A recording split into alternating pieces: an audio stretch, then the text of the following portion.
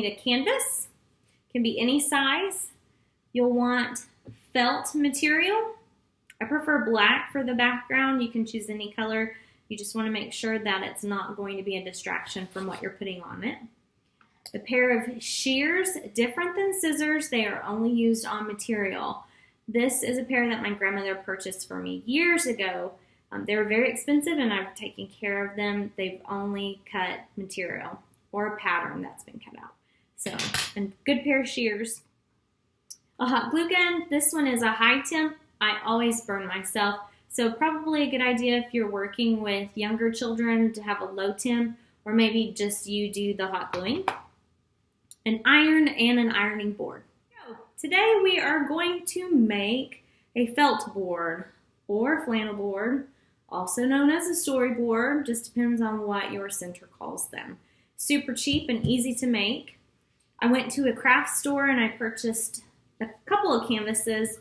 This one actually came in a package of 5, and so I think they came out to be about $2.54 a piece. So $2.54 per one. And I also purchased some felt that was in with the party area supplies, the crafting supplies. You can purchase it off of the Bolt as well. This one is enough to cover, hopefully to cover 2 boards, and it comes out to about $2.50. So for about $5, maybe a little over $5, of course with tax and everything, you would be able to have a felt board. So the first thing you're going to want to do is to iron your felt. You want to be very careful when you iron your felt. It is a fused material. The fibers are fused together and it will melt under high heat. So very cool heat to make this smooth. I don't remember the last time that I actually used my iron. My dryer does a really great job of soaking my clothes, but I do love my iron. It's one of my favorite irons I've ever had. You just have to really be careful because if you were to drop this on your foot, Lord have mercy, that would hurt like the dickens. So I'm just going to plug this in here. I'm going to turn it to a really low setting since the possibility of highly likely that I could melt my flannel, my felt, excuse me. It's not flannel. I love saying flannel board. Please don't tell my fax teacher, my instructor from college, that I'm putting non-distilled water in my iron. Bless you. I know. Okay.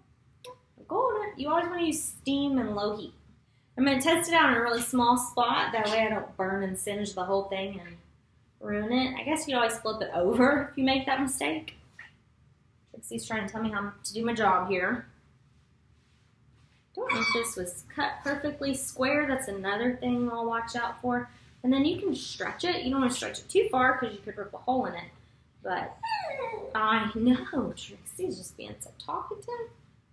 If you're going to be creating 2 felt boards, you're going to want to put your canvas as far to the edge of your felt as possible. That way you have just enough to wrap around the edge of the canvas and leave plenty to leave on the inside to wrap around the inside of the canvases here.